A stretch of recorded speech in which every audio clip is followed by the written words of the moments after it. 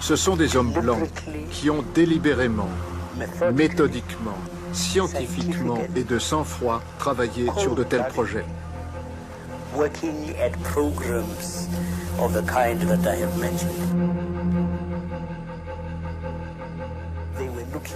Ils cherchaient des germes qui ne pouvaient attaquer que les Noirs.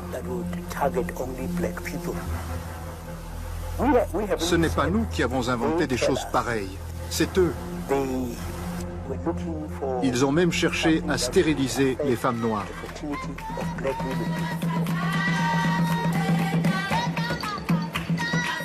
Comment est-ce possible, 7 ans après la fin de l'Ancien Régime, que cet homme, toujours en liberté malgré la gravité des forfaits qui lui sont imputés, n'ait pas encore été jugé? Pour tenter de répondre à toutes ces questions, nous avons mené l'enquête en Afrique du Sud. C'est moi qui ai initié le Project Coast lorsque j'étais à la tête des forces militaires. Je l'ai fait parce que, à un moment donné, l'ANC s'est lancée dans des opérations urbaines et elle poussait les choses tellement loin que cela risquait d'aggraver la situation, ce qui aurait été très mauvais pour l'image du pays. Il fallait éviter cela à tout prix. C'est là que je me suis dit, au lieu de tirer à vue sur une foule en colère, à balles réelles, et de tuer des gens, cherchons un autre moyen de neutraliser ces groupes. J'ai alors soumis le problème à des scientifiques, dont Basson était l'un des plus importants. Wouter Basson, général de brigade au 7e bataillon médical des forces armées sud-africaines. J'ai demandé à Basson, seriez-vous capable de mettre au point, pour moi, un gaz qui ne serait ni irritant, ni mortel, mais qui rendrait les gens inoffensifs pendant quelque temps, afin qu'ils se calment, et que nous n'ayons pas à les tuer en cherchant à maîtriser la foule. Qui est donc ce scientifique défini comme l'homme de la situation par le chef des armées de l'époque et chargé d'initier une stratégie pour soi-disant paralyser les foules sud-africaines, alors qu'on apprendra plus tard, par les témoignages de ses anciens collaborateurs, qu'il s'agirait d'un véritable projet de génocide? Il se trouve que je suis le témoin vivant de ce qui est arrivé. Je n'ai eu la preuve qu'en 1989, qu'on avait enduit mes vêtements de produits chimiques qui s'avéraient mortels s'ils rentraient en contact avec la peau.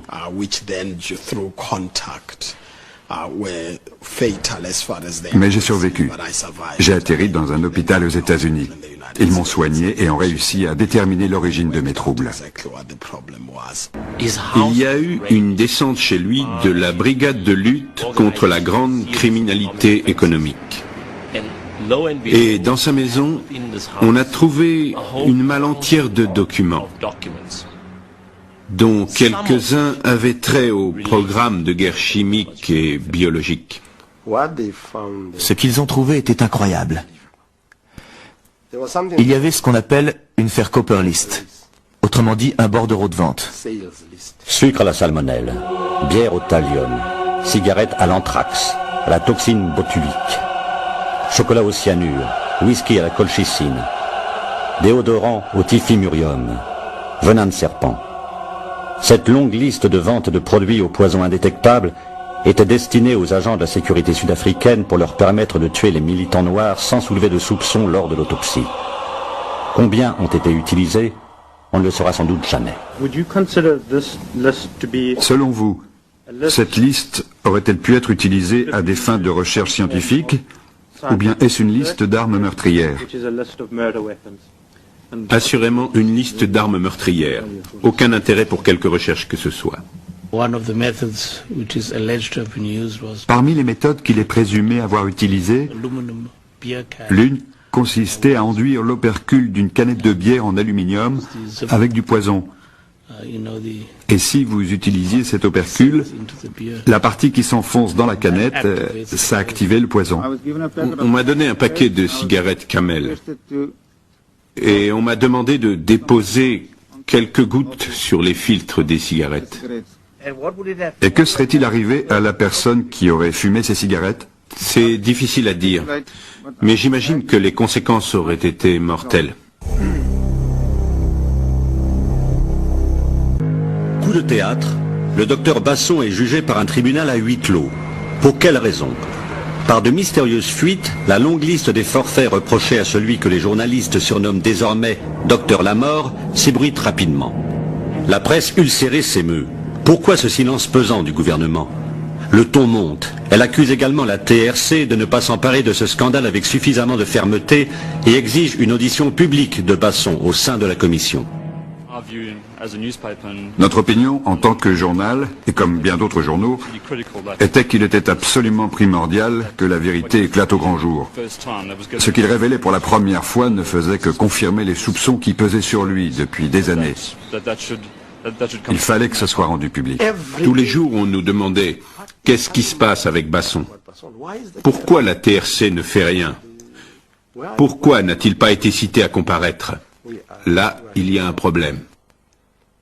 Et le fait que sa demande de liberté sous caution ait eu lieu à huis clos n'arrangeait pas les choses. C'en est trop. Alors que le docteur Lamort, libéré sous caution, rentre chez lui et reprend tranquillement ses activités de médecin à l'hôpital, la TRC décide, contre l'avis officiel, de créer une commission spéciale sur la guerre chimique et bactériologique et d'interroger Basson. Nouveau coup de théâtre, la présidence et le gouvernement s'y opposent catégoriquement au nom du secret défense. Il est devenu de plus en plus évident que le nouveau régime, le gouvernement de l'ANC, avait exactement les mêmes intérêts que l'ancien.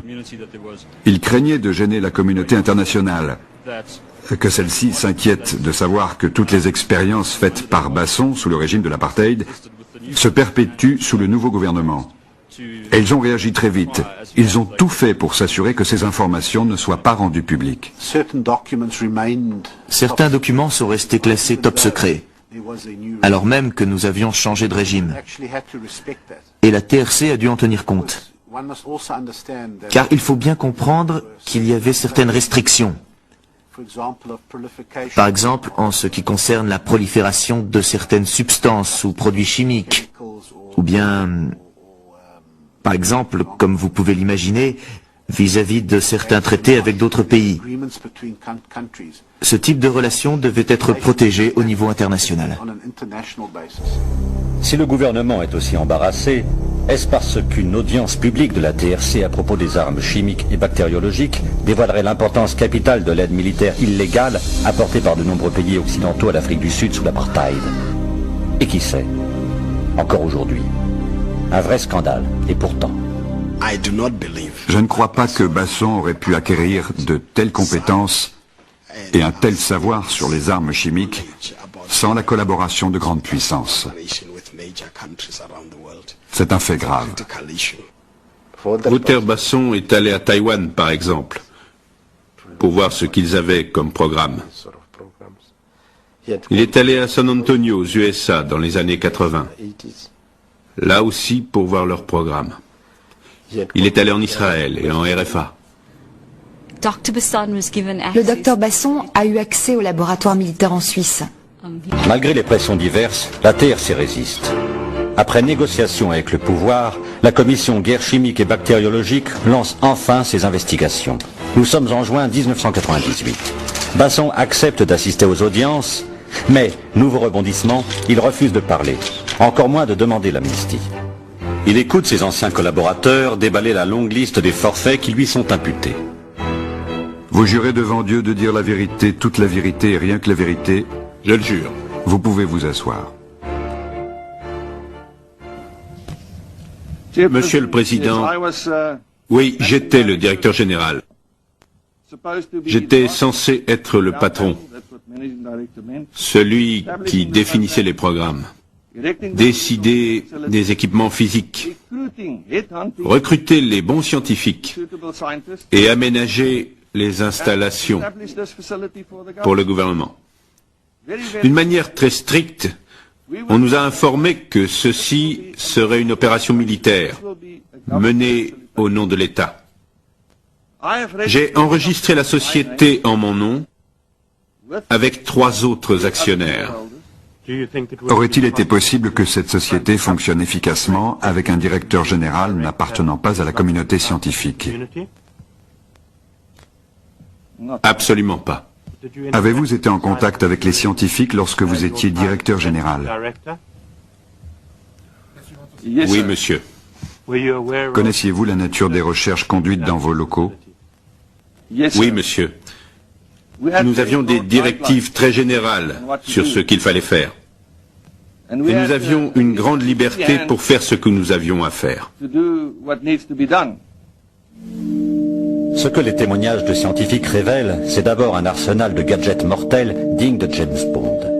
Tournevis empoisonnés, parapluie Sarbacane, détonateurs de lettres piégées, cannes truquées, lessives explosives et bien d'autres.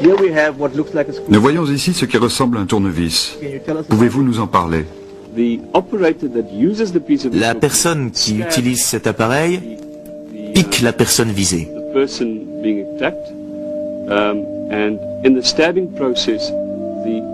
Le simple fait de la piquer libère le poison et les substances chimiques sont alors injectées dans l'individu. Est-ce qu'on peut manipuler ceci en toute sécurité? Tout à fait. Mais j'éviterai quand même de toucher l'extrémité au cas où.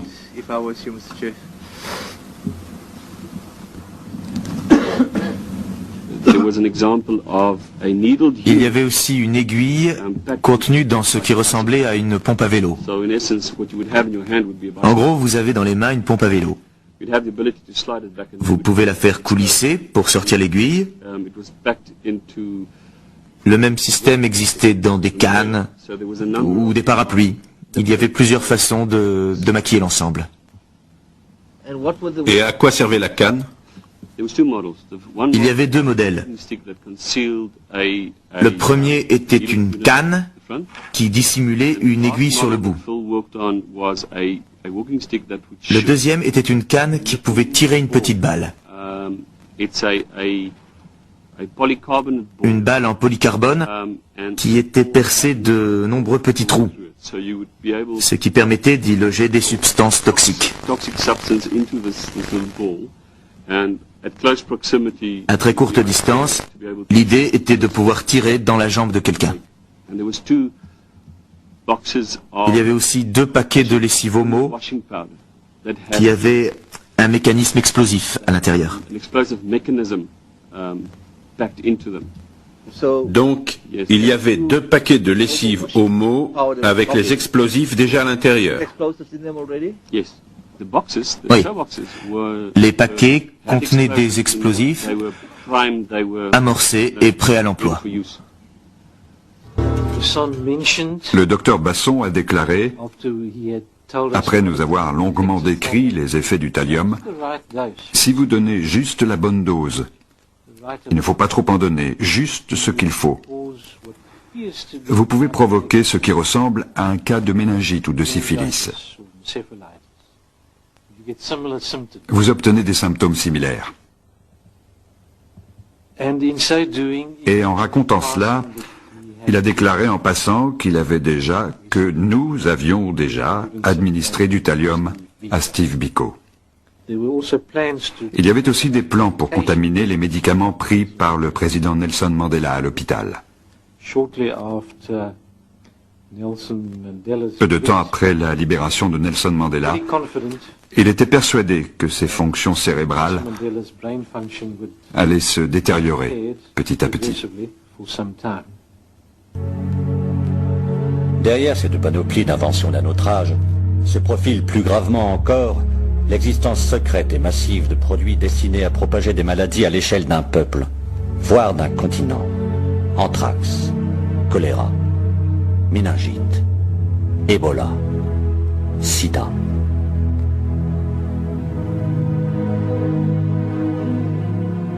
Pouvez-vous nous décrire les effets du choléra sur l'homme?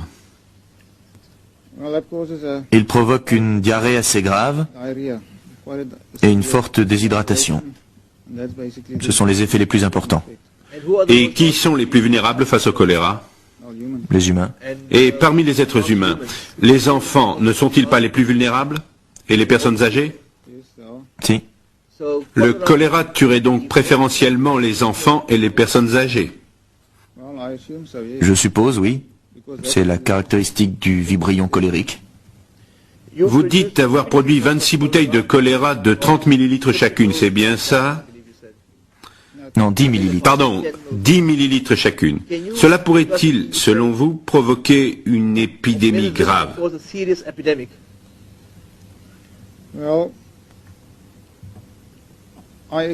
J'imagine que oui, ça pourrait provoquer une épidémie. J'ai dit épidémie grave. Oui. Aviez-vous conscience de produire une substance qui pouvait provoquer une épidémie grave?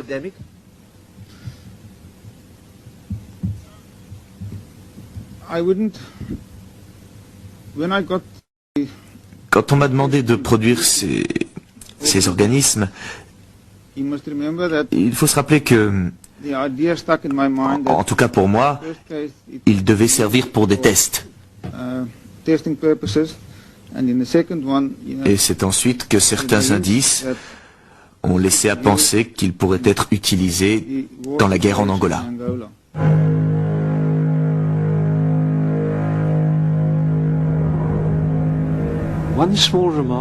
Le docteur Basson a fait un jour cette petite remarque qu'il y avait beaucoup de problèmes politiques à l'est du pays à ce moment-là. Et il a ajouté « Peut-être devrais-je traiter cette foule au choléra ».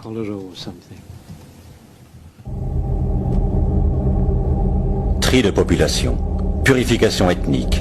Le système, en s'affinant dans l'horreur, atteint alors les limites ultimes d'un racisme qui rappelle étrangement la solution finale nazie. Le docteur Basson m'a montré un document. Ce document contenait une proposition émanant de quelqu'un en Europe. Ce type disait qu'il possédait un produit, une bactérie, qui avait la possibilité de n'infecter, de ne rendre malade et de ne tuer que les gens pigmentés comme les Noirs.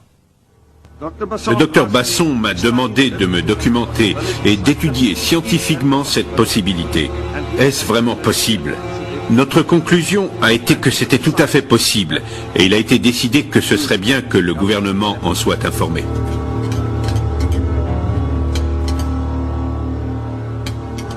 Mais en définitive, nos instructions ont été, et c'est très important, de mettre au point un produit visant à réduire le taux de natalité de la population noire du pays.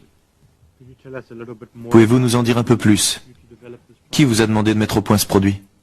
La personne qui nous donnait directement les instructions était le docteur Basson.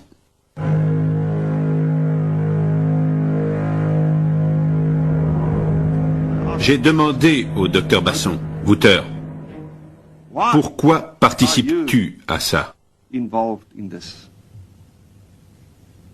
Pourquoi es-tu là-dedans? Tu ne possèdes pas de société, c'est moi qui possède la société. C'est moi qui roule en BMW, c'est moi qui ai la villa de 3 étages, c'est moi qui ai ça. La grande vie. Tout le monde pensait, Gossen, il est vraiment génial. C'est vrai.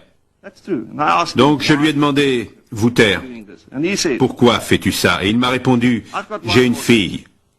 Et un jour, parce qu'on sait plus ou moins avec certitude que les Noirs prendront un jour le pouvoir, mais le jour où les Noirs prendront le pouvoir et où ma fille me demandera, papa, qu'as-tu fait pour empêcher ça? J'aurai la conscience tranquille. Et je le reconnais, c'est cette psychose qui prévalait.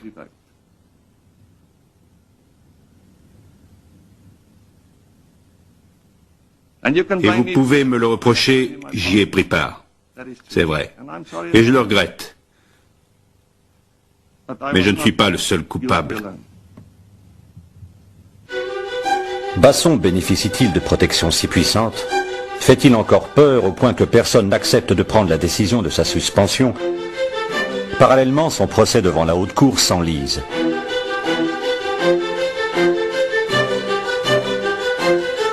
La grande question à présent, c'est que nous avons un gouvernement démocratique qui possède ce même savoir mortel que possédait le gouvernement de l'apartheid, auquel des nations sans scrupules ont eu recours et pour lequel elles ont été condamnées. Donc la grande question à présent est, Qu'est-il advenu de ce matériel? Existe-t-il toujours? L'Afrique du Sud a signé des accords et des conventions internationales sur ces technologies. Il serait très naïf d'imaginer que ce savoir a disparu avec le docteur Basson, ou bien qu'il le suivra en prison. Ce ne sera pas le cas. Basson est toujours libre. Il n'a toujours pas livré ses secrets, il ne manifeste ni regret ni remords. La question d'un transfert de compétences devant un tribunal international se pose-t-elle, comme à Nuremberg il y a 50 ans? Faut-il tourner la page ou bien, comme l'affirmait Desmond Tutu à la TRC, continuer à regarder la bête au fond des yeux?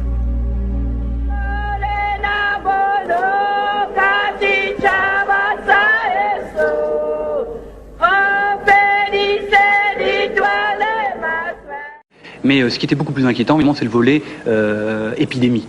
Il se trouve que le programme sud-africain avait réussi à récolter des échantillons d'Ebola, de choléra, de sida, quand on sait qu'en Afrique du Sud, de variole bien sûr, mais quand on sait qu'en Afrique du Sud, le taux du sida est l'un des plus élevés au monde, on s'inquiète évidemment, on se pose des questions. Le fait que l'Ebola apparaisse notamment dans la région questionne également sur les stocks sud-africains. Je ne parle pas aussi des gros stocks d'anthrax qui ont été découverts à l'époque et dont on ne sait pas ce qu'ils sont devenus aujourd'hui. Alors le docteur Basson a bénéficié non seulement de fonds illimités, il avait tout l'argent dont il avait besoin, mais en plus d'un contrôle hiérarchique très faible. Il faisait ce qu'il voulait. Oui, d'autant que ceux qui l'ont nommé n'étaient pas des intellectuels, c'était des militaires qui lui ont simplement dit voilà ce que vous devez faire, essayer de développer un arsenal biochimique contre la population noire. À partir de là, il a fait ce qu'il pouvait, ce qu'il voulait, donc des fonds illimités évidemment du gouvernement de Pretoria, mais également des collaborations internationales extrêmement poussées avec les États-Unis, avec l'Angleterre. Oui, alors les États-Unis de Ronald Reagan, de Reagan, qui lui fournissent d'ailleurs complaisamment le virus Ebola. Oui, oui, plusieurs échantillons. Évidemment, on se bat contre un ennemi presque imaginaire, si j'ose dire, qui est le communisme. Donc là, Mandela qui va arriver au pouvoir représente un peu le diable. Et avant que Mandela arrive au pouvoir, on charge donc ce docteur et les agents et ses collègues de développer un arsenal contre la population noire. Parce qu'il y a une logique très simple d'ailleurs tout ça. Mandela va arriver au pouvoir, la démocratie va arriver. Et au jeu de un voix, une vote, évidemment, les Afrikaners, les Blancs, vont pas gagner à ce jeu-là. Donc l'idée était toute simple, l'équation était toute écrite dès le début. Moins il y aura de noirs, moins il y aura de votants noirs. Et donc, par conséquent, le pouvoir politique des Afrikaners sera pas autant réduit. Voilà la logique de base qui a conduit à ce programme. Le docteur Basson s'est montré créatif puisqu'il a mis sur pied ce que vous appelez une bombe ethnique. Vous pouvez expliquer ce que c'est? Alors, une bombe ethnique, on ne sait pas très bien jusqu'où il est allé. Il est allé très loin dans cette recherche-là. Il semblerait qu'il ait développé une molécule qui était sensible à la pigmentation de la peau des Noirs, à la mélanine. Et donc cette particularité de cette molécule, évidemment, ne pourrait être mortelle que pour les Noirs. Donc c'est une bombe raciste, une bombe ethniquement sélective, et qui a pour particularité, là c'est extrêmement important, là on a une arme qui est génocidaire, qui est une véritable volonté de crime contre l'humanité. On n'en a pas retrouvé de traces de cette arme. Non, mais la volonté, comme en droit pénal, pour ceux qui connaissent un peu le droit pénal, la volonté vaut l'acte. Le fait d'avoir voulu mettre sur pied ce programme-là, d'avoir appliqué, d'avoir exterminé de toute façon des Noirs et uniquement des Noirs, le programme en lui-même était génocidaire dès son origine. Alors on va regarder ensemble encore quelques images que vous avez tournées sur le local du docteur Basson. On va voir qu'il reste des choses, il reste une atmosphère, et puis à la fois il reste pas grand-chose, parce que c'est comme pour les camps de la mort, on a essayé d'effacer beaucoup de traces. J'obtins, grâce à certains documents confidentiels qui m'ont été donnés par la commission, l'adresse du laboratoire militaire de la mort, le laboratoire de Rotplatte, où fut développé tout l'arsenal biochimique de ce programme secret militaire sud-africain. Personne n'a évidemment le droit de filmer à l'intérieur de ce local ultra sécurisé militaire où étaient effectuées ces recherches biochimiques. Le docteur Wouter Basson a travaillé dans ce local que j'ai pu visiter il y a exactement 1 an. C'est ici que furent développés des produits extraordinairement sophistiqués. C'est ici aussi peut-être que certaines expérimentations ont été effectuées sur des Noirs.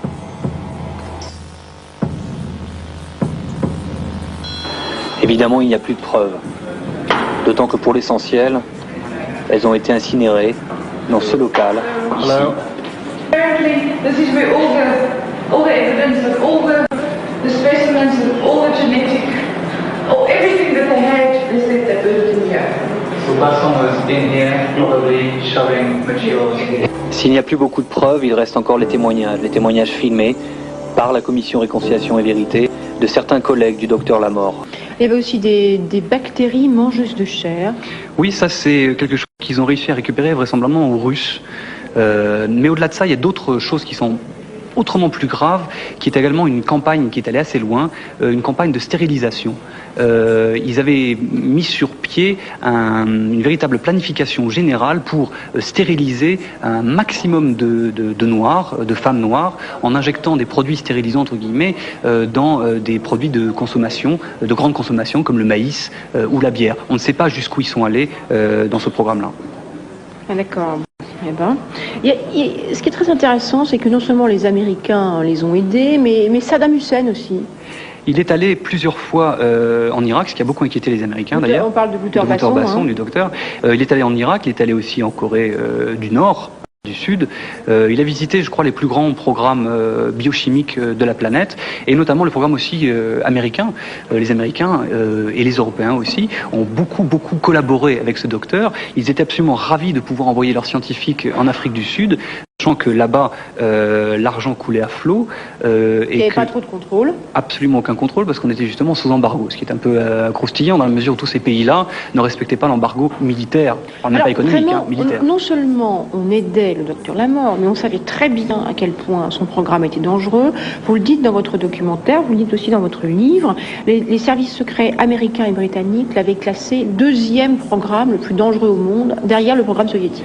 Il y a un rapport qui est tombé, et ça c'est assez important, un rapport qui est tombé en février 2001 de l'US Air Force, très poussé sur le programme, sur le Project Coast et le docteur Lamort, et qui considère que ce programme-là n'est pas le plus volumineux qui reste l'apanage du programme russe, Bioréparate, mais qu'en qualité, c'était l'un de ceux qui était allé plus loin, le plus abouti et les plus inquiétants. D'autant, encore une fois, qu'on ne sait pas ce que sont devenus les stocks. Alors, on a envie de savoir, Tristan Menestance, combien de personnes ont péri lors de ces expérimentations, et surtout qui était visé, parce que au sein de la population noire, il y avait des cibles préférées et préférentielles. Bon, essentiellement évidemment des Noirs, des militants de l'ANC. Combien le propre de ce programme-là est évidemment de tuer sans qu'on le sache. Quand quelqu'un est infecté par le sida ou par le choléra, comment savoir si c'était dans le cadre du programme Coast ou par d'autres biais?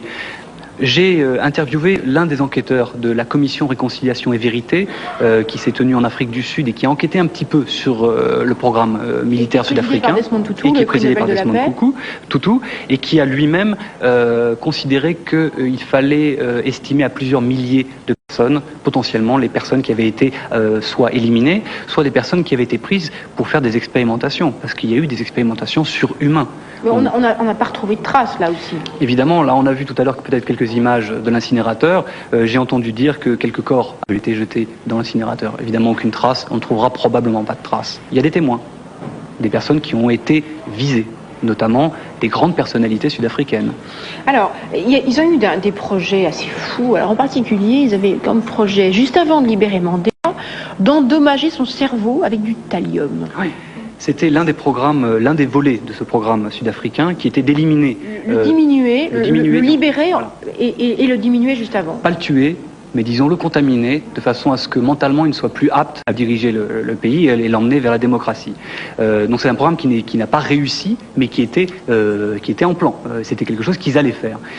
Ils sont par contre allés beaucoup plus loin, ils ont réussi cette fois-ci à attaquer et à atteindre et à faire un attentat contre le second personnage de l'État sud-africain aujourd'hui, qui est le révérend Frank Chikane, qui est le président ou qui est le chef de cabinet, disons, de la présidence sud-africaine, du président Thabo Mbeki, et qui lui-même est tombé dans le coma 2-3 fois après qu'ils aient enduit, je suis obligé de le dire, ses slips, ses sous-vêtements d'une poudre inodore et incolore qui pénétrait donc sa peau. Bulgare. Un petit peu, il y a le parapluie c'est une belle invention, mais je crois que les Sud-Africains sont allés beaucoup plus loin.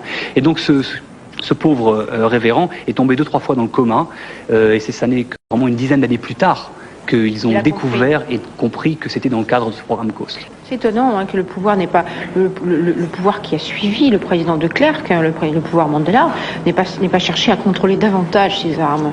Il était extrêmement gêné parce que de mettre tout ça à plat impliquerait de mettre à jour les collaborations qu'il y avait eu avec les pays occidentaux. Et la France, comme la Suisse, comme l'Angleterre, ne souhaite peut-être pas qu'on mette à plat les collaborations qu'il y a eu, alors que le pays était supposé être sous embargo. Le gouvernement blanc d'Afrique du Sud a longtemps été condamné pour sa brutalité à l'égard de sa population noire majoritaire. Dans les années 80, ce régime d'apartheid a mis sur pied un programme bactériologique top secret, le projet COAST, dirigé par Wouter Basson, plus tard surnommé Docteur la Mort. Ce programme, qui avait pour but de mettre au point des armes pour assassiner les opposants à l'apartheid, a donné lieu à des expériences sur la population noire. Je retourne voir le député britannique Norman Baker. Peut-être a-t-il découvert un lien entre Kelly et l'Afrique du Sud au cours de sa propre enquête. Il y avait des relations entre le gouvernement britannique et le régime sud-africain. Et on peut se demander ce que le gouvernement Thatcher de l'époque savait exactement sur le projet COAST. S'il recevait des informations issues de ce projet, et même s'il le soutenait secrètement. David Kelly et Wouter Basson étaient clairement en contact depuis un certain temps. Quels étaient les liens entre David Kelly et le docteur Lamort? Et que penser des informations reçues par Dresch à propos d'un ancien chercheur du projet COAST qui aurait tenté de vendre aux États-Unis des stocks de bacilles du charbon et d'autres agents fabriqués à l'époque de l'apartheid? Est-il vrai que le bacille du charbon est en vente au marché noir? Pour le savoir, je dois aller en Afrique du Sud.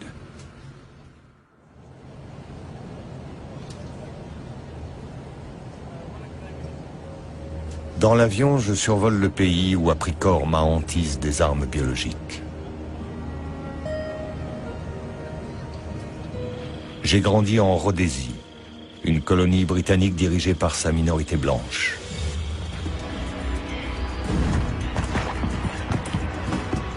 Quand j'ai eu 18 ans, dans les années 70, une véritable guerre civile faisait rage dans le bush. Les nationalistes noirs avaient pris les armes pour conquérir leur liberté. Les Blancs étaient déterminés à se maintenir au pouvoir à tout prix.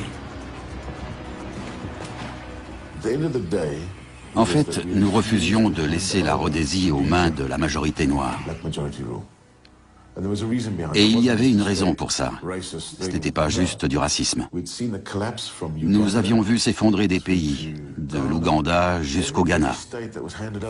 Toutes les colonies britanniques qui étaient devenues indépendantes avaient sombré dans l'anarchie. Il n'était pas question que ça arrive en Rhodésie. C'est moi, en 1977, quand j'ai rejoint les Selous Scouts. Jim Parker est un ancien membre des forces spéciales de l'armée rhodésienne, les Selous Scouts.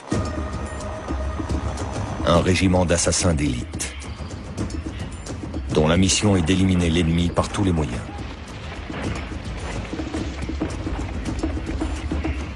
Jim Parker a écrit un livre dans lequel il révèle les activités secrètes de cette unité de lutte contre l'insurrection. Alors que les combats s'étendent et que les nationalistes noirs gagnent du terrain, les Selous Scouts se tournent vers l'utilisation d'armes chimiques et biologiques.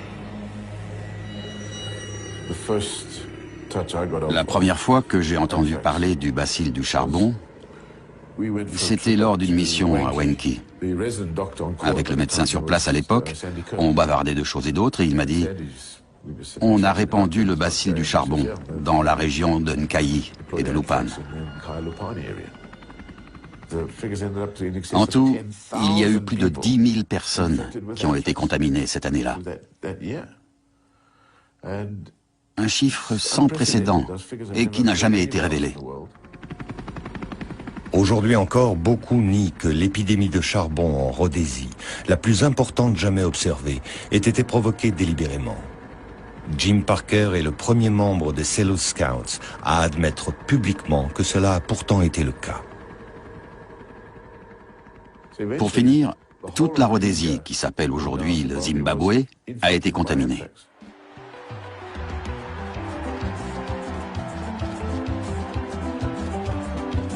En 1980, quand un accord négocié met fin à la guerre et donne naissance à la nation indépendante du Zimbabwe, les Selous Scouts se réfugient au sud.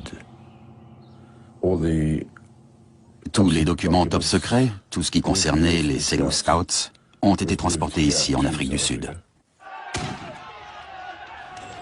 L'Afrique du Sud devient le dernier champ de bataille de la suprématie blanche sur le continent africain. Et comme en Rhodésie, l'un des chapitres les plus sombres de l'apartheid est l'utilisation secrète des armes biologiques.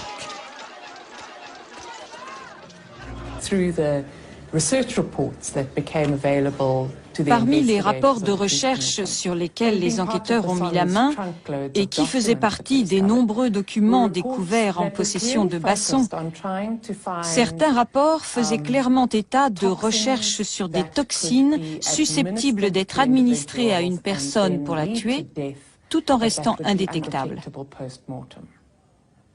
Il s'agissait de tuer les gens sans se faire prendre. L'Afrique du Sud blanche disposait d'alliés puissants en Occident.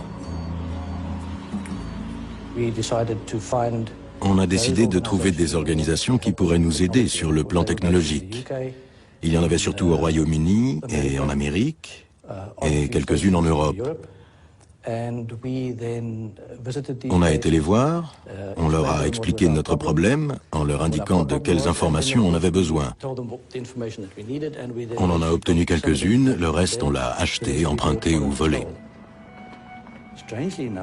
Curieusement, l'aide que nous avons reçue des Américains et des Britanniques était idéologique.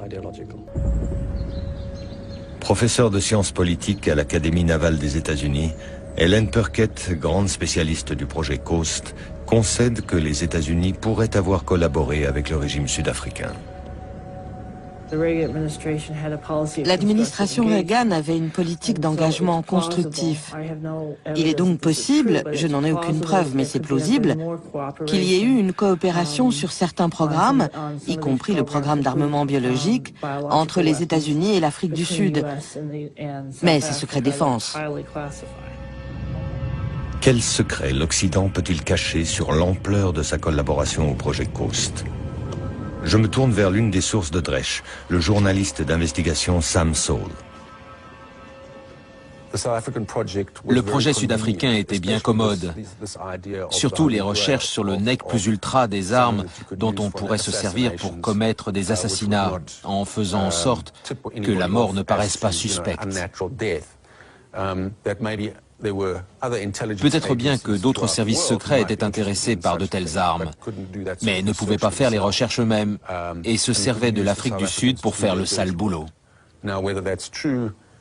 Savoir si c'est le cas est une question qui reste ouverte.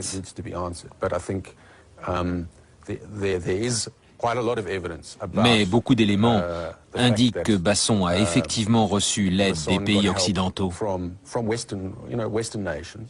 La visite de Larry Ford, par exemple. Larry Ford. Larry Ford avait fait muter le choléra, la typhoïde, le charbon, le botulisme et la peste bubonique. Et il avait aussi mis au point ce qu'il appelait des germes tueurs de kaffir. Kaffir, en afrikaans, signifie négro. C'était donc des germes qui étaient spécifiquement destinés à tuer seulement les Noirs. En d'autres termes, une arme biologique ethnique.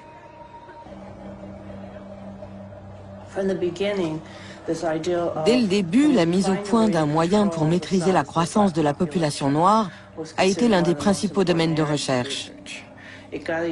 Ces recherches se sont intensifiées à mesure que la population noire augmentait et que les soulèvements devenaient plus violents.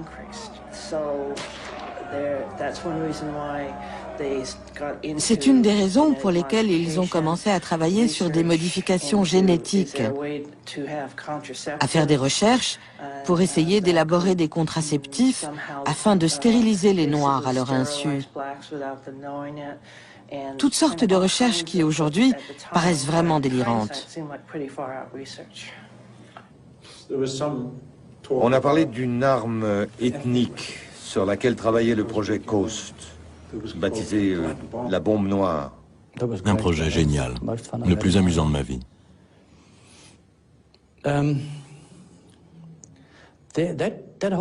Tout cet épisode de l'arme ethnique a été parfaitement exposé lors du procès.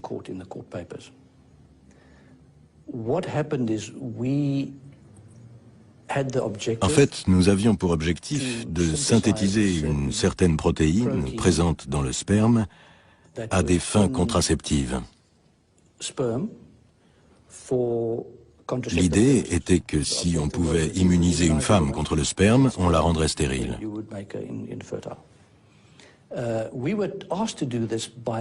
Ces recherches nous ont été demandées par un autre pays qui avait un problème d'explosion démographique, dans le cadre d'un échange de technologies. Ils nous ont donné certaines choses et nous ont demandé de faire ça pour eux. Je parviens à me procurer le dossier du FBI sur Larry Ford, mais bon nombre de pages ont été censurées pour des raisons de sécurité nationale. Cela laisse peu d'indices quant à son travail supposé sur une arme raciale et ses liens réels avec les renseignements américains. Les gouvernements britanniques et américains se sont donné beaucoup de mal pour faire disparaître les preuves du projet Coast. Ils ont fait pression sur l'Afrique du Sud pour qu'elle détruise ses stocks d'armes biologiques et tous les documents s'y rapportant. Basson affirme que ces stocks ont été jetés à la mer. L'eau de mer a un tel pouvoir oxydant que tout disparaît très vite. On a tout lancé après plusieurs heures de vol, je ne sais pas exactement où, j'étais assis à l'arrière de l'avion, mais le pilote doit le savoir. À un certain moment, il a ouvert la porte, on a tout jeté et on est rentré. Dresch se procure un rapport top secret de l'armée sud-africaine au président Mandela, déclarant que les stocks du projet Coast ont été détruits. Mais il découvre aussi que quelques mois après l'envoi des lettres contaminées, un ancien scientifique du projet Coast, Dan Goosen, a tenté de vendre à Washington ces germes qui avaient été soi-disant jetés à la mer.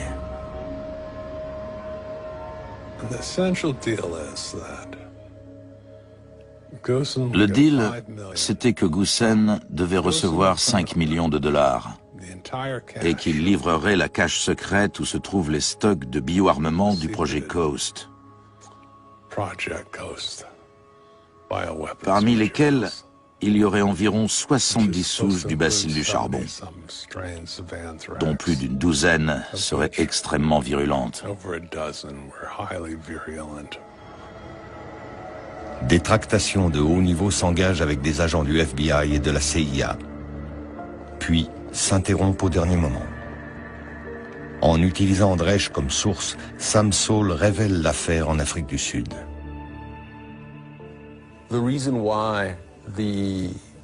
La raison pour laquelle les Américains ont brusquement fait marche arrière n'a jamais été élucidée.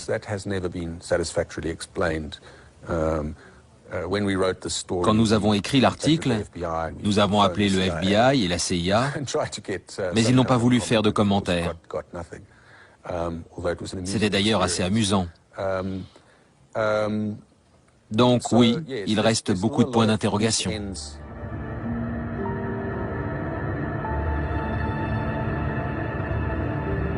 Dan Goosen accepte de me rencontrer dans un lieu public, mais refuse d'être filmé.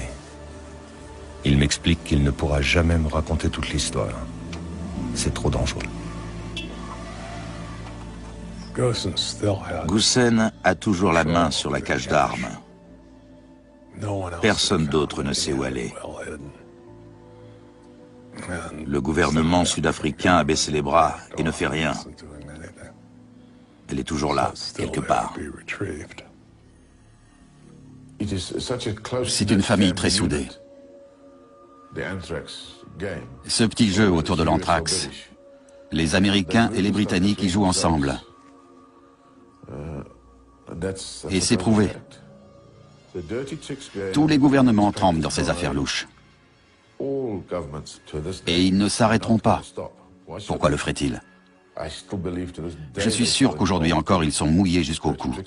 Les Américains sont mouillés. S'ils ne veulent pas se laisser distancer, ils sont obligés de garder tout ça.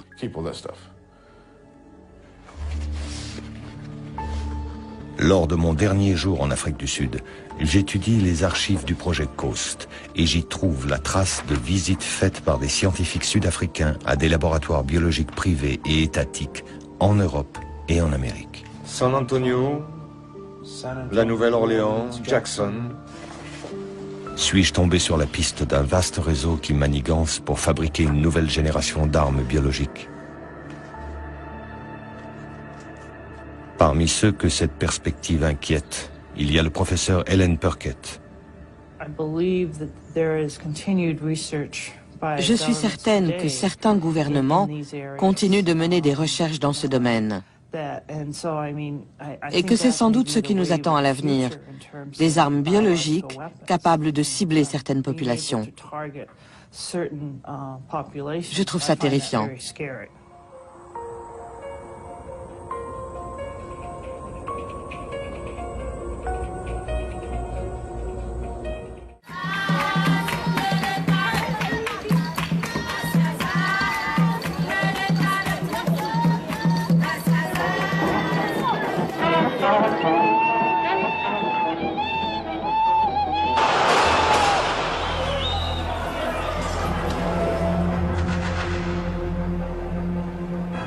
Berne, 3 mars 1999. Le Conseil national a mis l'Afrique du Sud à son ordre du jour. Pia Hollenstein, la députée des Verts, soutenue par les partis de gauche, réclame la mise sur pied d'une commission d'enquête sur les relations entre la Suisse et le régime d'apartheid. Elle estime que ce dossier est semblable à l'affaire des fonds juifs. C'est aussi grâce à la Suisse, estime une partie du Parlement, que l'Afrique du Sud a réussi à vendre son or et ses diamants sur le marché mondial. En effet, seule contre la communauté internationale, la Suisse a toujours refusé d'appliquer contre Pretoria des sanctions économiques, incompatibles avec sa neutralité. Par 79 voix contre 50, le Parlement refuse la création d'une commission indépendante qui ouvrirait le dossier sud-africain. Banlieue de Zurich, mars 1999.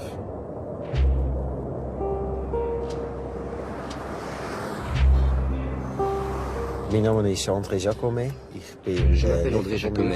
Je suis le neveu de Jürg Jacomet qui est décédé en octobre 1998. À la fin des années 80 et au début des années 90, j'ai travaillé pour mon oncle. Il était en contact avec toutes sortes de personnes, principalement d'Afrique du Sud.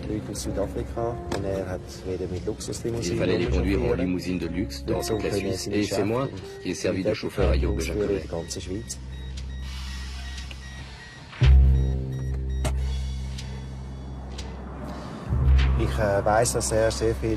Je sais qu'il avait beaucoup d'amis à l'armée. Il leur avait expliqué pourquoi certaines personnes avaient besoin d'entrer en Suisse. Ils ont donné des instructions pour faire établir des papiers qui leur permettent d'entrer dans le pays. Les voyageurs que Jürg Jacomet vient accueillir à l'aéroport sont des militaires. Le général Lothar Nickling et le docteur Wouter Basson, brigadiers dans les services médicaux de l'armée sud-africaine. Je me suis laissé dire que le docteur Basson, quand il venait ici, disposait d'un passeport qui l'autorisait à accéder à la zone de transit de l'aéroport. On donnait à certains invités spéciaux des papiers qui leur permettaient de passer la douane sans être contrôlés. Et ils ne franchissaient pas la douane officiellement. Ils entraient en Suisse en passant par le transit, incognito en somme. En Afrique du Sud, le docteur Basson est aujourd'hui dans le collimateur.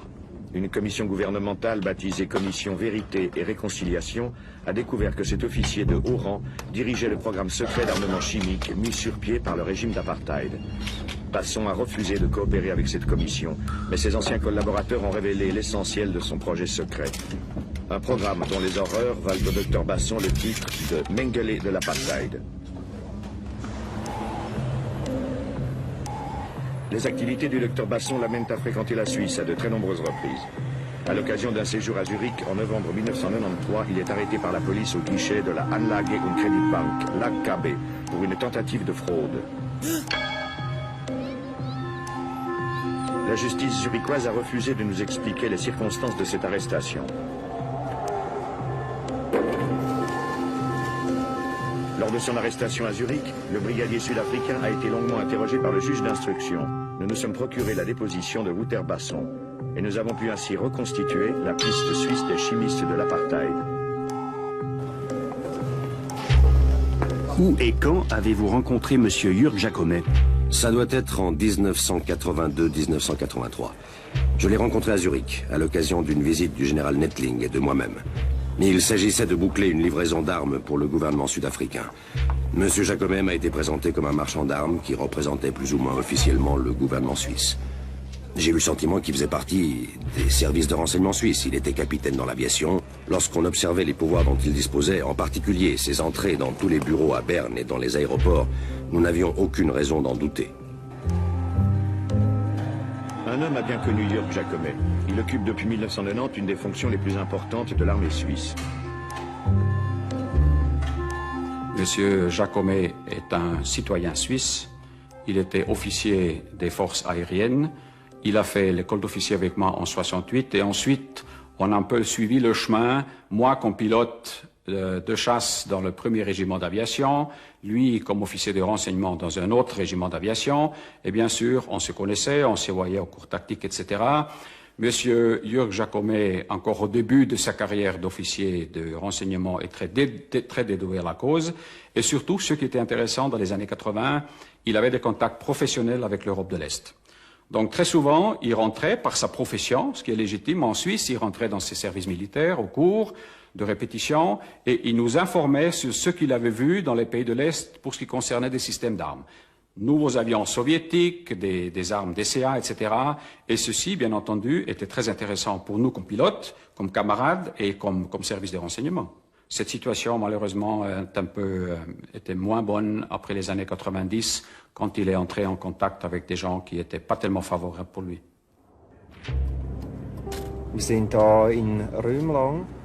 Nous sommes ici à Rümlang, le village où Jörg Jacomet avait ses bureaux. C'est ici que mon oncle rencontrait ses partenaires pour ses affaires, dont le docteur Basson.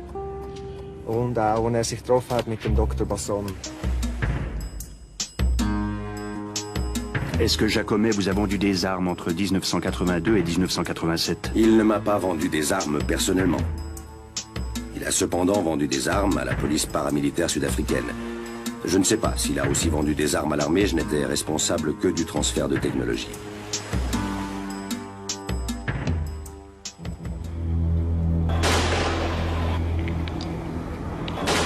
Jacomet livrera ainsi plusieurs lots de fusils à pompe à la police sud-africaine. Des armes qui serviront à alimenter la violente répression contre les Noirs qui se soulèvent dans les ghettos contre le pouvoir blanc. Aujourd'hui, le sinistre pénitencier de Robben Island est devenu un haut lieu de souvenir. Des milliers de touristes viennent visiter la prison, bâtie sur une île au large du Cap. C'est ici que l'ancien régime mettait les opposants politiques aux travaux forcés. Ces touristes viennent se souvenir ici des années de plomb, de la ségrégation raciale qui a coûté des milliers de vies, noires essentiellement. Violation systématique des droits des gens, arrestations, tortures, exécutions sommaires. Toute une population qui tente de sortir aujourd'hui d'un long cauchemar.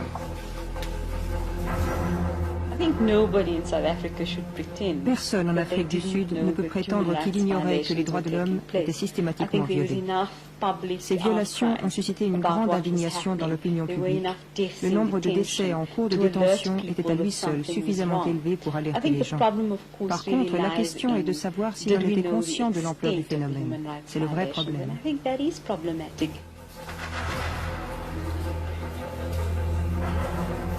Ladies and gentlemen, cell number 5, this is cell number 5. Cell number 5, this is where President Mandela was staying. We have made it very clear in our policy that South Africa is a country of many races. There is room for all the various races in this country. Ladies and gentlemen, as you see the cell, there were no beds. In fact, the whole prisoners did not have beds. Prisoners were using those kind of mats, those kind of blankets. President Mandela stays in this cell for about 18 years full. Before he was taken to Portsmouth, he was staying in this cell. From Portsmouth, he was taken to Victor Verster, near to Paarl, where he was released. Il faudra attendre 4 ans après la libération de Nelson Mandela, figure emblématique de la lutte des Noirs, pour qu'enfin s'installe la démocratie en Afrique du Sud. Dès son élection à la présidence en 1994, Nelson Mandela appelle à la réconciliation des races et des cœurs.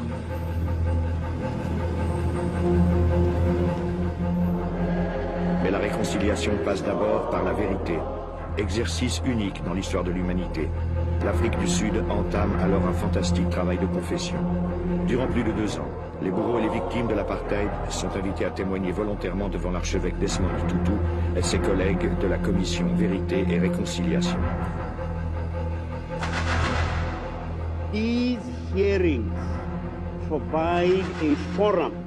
Ces audiences donnent une voix à ceux qui, autrefois, ont été traités comme des moins que rien.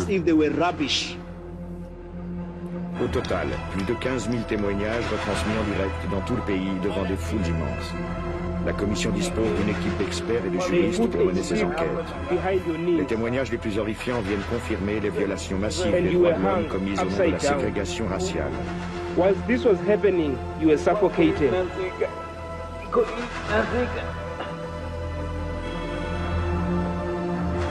Un exercice de mémoire bouleversant, souvent insoutenable.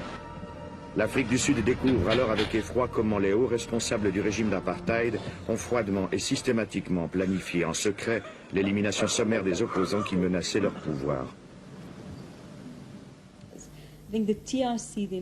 La commission Vérité et Réconciliation elle-même a été surprise de constater que toutes les villes du pays étaient le théâtre de violations de la même ampleur.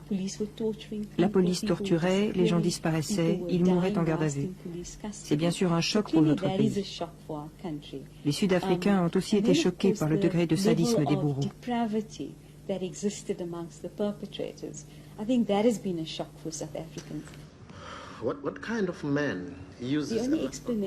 La seule explication, c'est que l'État disposait d'une stratégie coordonnée pour parvenir à ses fins.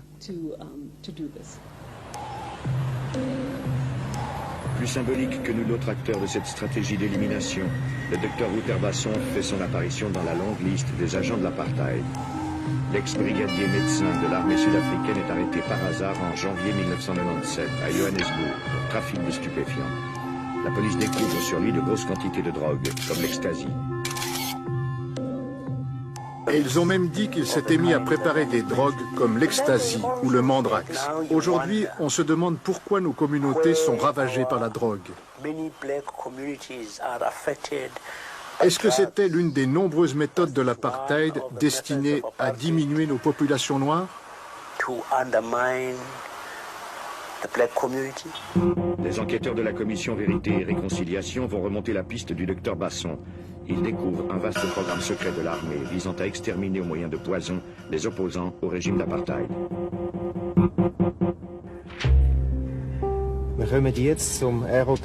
Nous arrivons maintenant à l'Aérotel Rumlang. C'est là que le docteur Basson séjournait quand il était en Suisse. Quel type de personnage était le docteur Basson? Quelle impression est-ce qu'il vous a fait? Le docteur Basson est une personne pour qui j'avais un respect absolu. C'est un homme très intelligent, possède de vastes connaissances. C'est un cardiologue au service de l'ex-président Botha. En tant que médecin, il m'inspire le plus grand respect et je respecte également ses connaissances. J'ai aussi appris qu'à l'armée, il était très estimé pour ses états de service. Pour ma part, je l'appelais Général Sargent. Il forçait le respect. À plusieurs reprises, il a été invité pour une fondue. Je le conduisais alors chez Jürg Jacomet et sa famille. Je n'assistais généralement qu'à l'apéritif, mais cela suffisait pour voir l'atmosphère et constater qu'ils étaient de très bons amis. Comment s'est alors développée votre relation avec Jürg Jacomet? Nous avons développé une relation professionnelle et d'amitié. À cette époque, le gouvernement sud-africain était engagé dans une guerre en Angola contre les Russes, les Cubains et les Allemands de l'Est. J'étais chargé d'une unité spéciale en opération en Angola dont la mission était d'étudier les armes nouvelles et les techniques de notre adversaire. Nous avons ensuite remis un résumé de nos expériences au service secret à Berne. Jacomet assurait la coordination entre les services secrets suisses et nous-mêmes. Il a pu se rendre à de nombreuses reprises en Afrique du Sud et nous l'avons emmené souvent dans les zones d'opération, c'est-à-dire en pleine guerre, où nous lui avons montré les armes que nous avions récupérées. Ainsi, nous avons pu montrer aux Suisses les toutes dernières rampes de lancement des missiles. Dans les années 80, il y avait le conflit en Angola, où des moyens occidentaux, et je parle bien des moyens militaires occidentaux, étaient confrontés avec des moyens du pacte de Varsovie. Par exemple, je vous rappelle que l'Union soviétique a utilisé des avions, des moyens DCA, des moyens anti-chars, des chars, qui étaient actuels soit sur le continent africain, en Angola par exemple, et ailleurs, mais soit surtout dans les divisions et dans les forces armées qui étaient de l'autre côté de l'OTAN. Donc c'était tout à fait correct et nécessaire que les services de renseignement recherchent l'information partout dans les scénarios qui étaient actifs et qui donnaient des enseignements. Aussi pour la Suisse, pour les forces armées, pour les forces aériennes. Et pour avancer une de vos questions qui vont certainement venir, vous vous rappelez que la Suisse avait pu envoyer des pilotes en Afrique du Sud qui volaient le même type d'avion comme la Suisse, donc le Mirage, et ces pilotes qui ont pu utiliser l'expérience de ces pilotes sud-africains ont ramené des enseignements très importants qui ont eu une influence directe sur la définition de la tactique des Mirages reconnaissance et des Mirages défense aérienne. L'affaire des échanges de pilotes s'est déroulée dans le plus grand secret durant toutes les années 80. Elle ne sera découverte qu'en 1993. Une enquête parlementaire conclura que le divisionnaire Regli a agi sur l'ordre de ses supérieurs et que rien ne peut lui être reproché. Au cours des années passées au département des affaires étrangères, Edouard Brunner s'est particulièrement intéressé au dossier sud-africain. En tout cas, nous, aux affaires étrangères, on n'était pas très au courant de ce que faisaient d'autres départements, notamment dans le domaine militaire ou des services secrets. Et moi, je crois que des zones d'ombre, il y en a eu. Moi, j'en ai vécu aussi. Il y avait des Suisses qui voyageaient dans certains de ces pays. Nous aurions préféré qu'ils ne fassent pas certains voyages et qu'ils ne soient pas présents à certains endroits. Il y a là toute une série de choses qu'on ne fait pas. Et la même chose, il y avait certains voyages plutôt agréables organisés pour des politiciens suisses en Afrique du Sud qui étaient un peu gênants. Donc il y a là toute une série de choses que les citoyens suisses ont fait que nous n'avons pas, mais que nous ne pouvons pas empêcher. Les Suisses sont libres de faire ce qu'ils veulent à l'étranger. On ne peut pas les empêcher.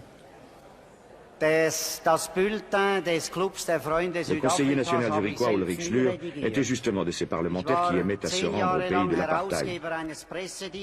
Proche de Christoph Blocher au sein de l'UDC, Ulrich Schlür est vigoureusement opposé à la création d'une commission d'enquête sur la Suisse et l'apartheid.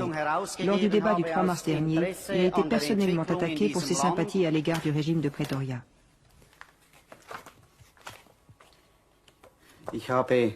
Je me suis rendu environ 15 fois dans différents pays d'Afrique australe entre 1980 et 1995. Vous avez sous les yeux les journaux que j'ai tenus lors de ces voyages. On y trouve les choses les plus diverses. Au hasard, je trouve ici le compte-rendu d'une visite dans un centre de formation de la police sud-africaine. C'était une époque de troubles, parfois de troubles graves.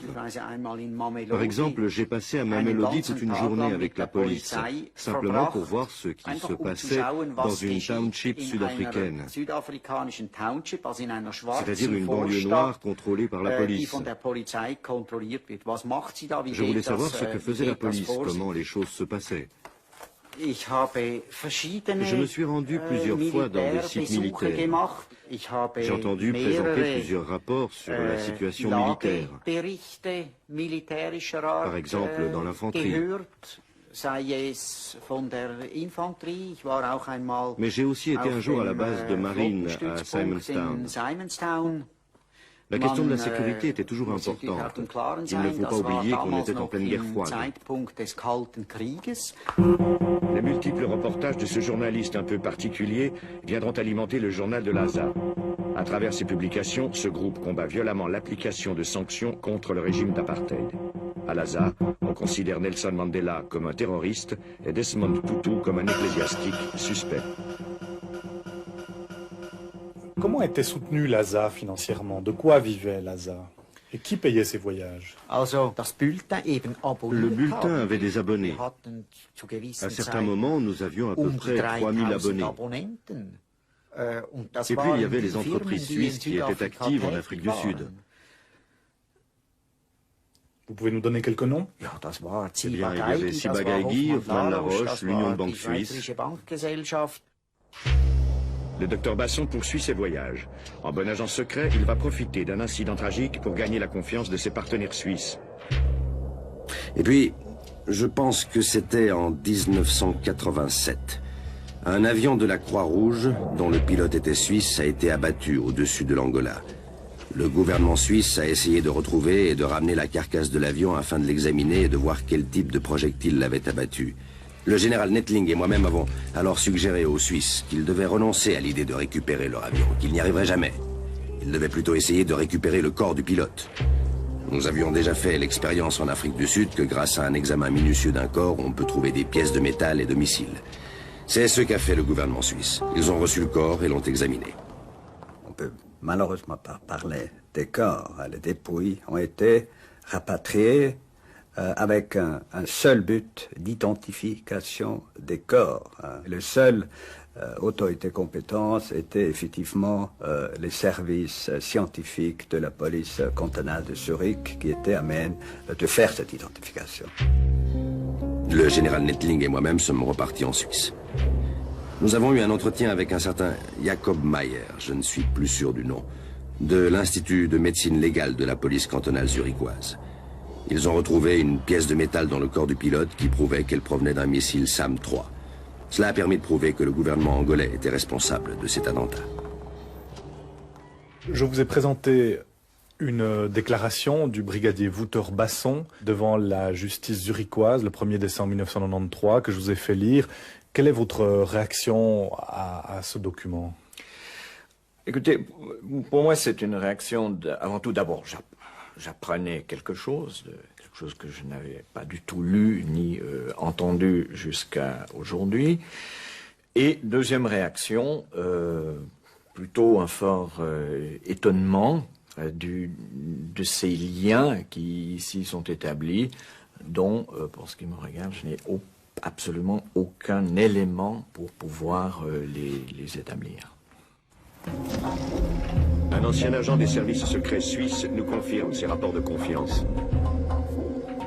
Comment étaient organisés les contacts avec les services de renseignement sud-africains? Dans notre domaine, la tradition veut que les services se rencontrent alternativement dans leur pays d'origine. Les spécialistes des différents dossiers voyagent et rencontrent leurs homologues. Ça signifie que les responsables des renseignements suisses se rendaient fréquemment en Afrique du Sud? Dans les années 80, il y en a 2 fois par année. Il y a aussi de la réciprocité, donc environ 4 contacts directs par année. Et les séjours duraient combien de temps? Aux alentours d'une semaine. Il y avait une part de travail, mais aussi des loisirs, car les Sud-Africains avaient coutume d'offrir un safari au parc Kruger. C'était devenu une plaisanterie dans le service d'appeler safari ces contacts. Nos chefs s'arrachaient les voyages en Afrique du Sud et ils se battaient moins pour des contacts qui étaient moins touristiques. Et que savaient vos services du programme d'armement chimique de l'Afrique du Sud? D'après mes informations, mais nos services étaient conscients que l'Afrique du Sud tentait de développer des armes de destruction massive, sans avoir accès aux détails. Est-ce que vous pouvez nous rappeler quelle était l'image de l'ennemi dans les années 80 pour les services de renseignement suisses? Alors, dans les années 80 jusqu'à 90, l'image de l'ennemi était bien sûr la guerre froide, je me répète, était le pacte de Varsovie. La Suisse était prête à faire face aussi à une éventuelle invasion. Donc, surtout les services de renseignement étaient concernés, étaient occupés par le travail de se préparer le mieux contre une éventuelle agression militaire. Et bien sûr, militaire voulait aussi dire moyens atomiques et moyens chimiques, moins le biologique, parce que le biologique, comme vous le savez peut-être, a plutôt apparu après les années 90. Et c'est pour ça que nous avons nos laboratoires de chimie à Spiez, qui appartiennent au département de la Défense, avec une réputation internationale, qui aussi dans les années 80 s'occupait surtout de la question comment se protéger contre des agents chimiques dans le cas d'une attaque soit terrestre, mais aussi pour les pilotes. Pendant la guerre froide, c'est évidemment le potentiel soviétique d'armes chimiques qui nous préoccupait.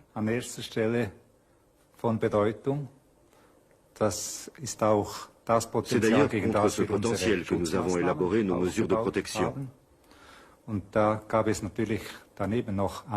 Bien entendu, il y avait aussi d'autres conflits dans le monde, en Afrique, au Mozambique, en Angola, en Namibie, où l'on nous signalait sporadiquement des utilisations supposées d'armes ou de produits chimiques, et dont on parlait publiquement dans la presse. De temps à autre, des indications nous parvenaient selon lesquelles un nombre relativement important de pays, environ 30 ou 35, étaient susceptibles d'utiliser des armes chimiques, et l'Afrique du Sud figurait parfois sur la liste.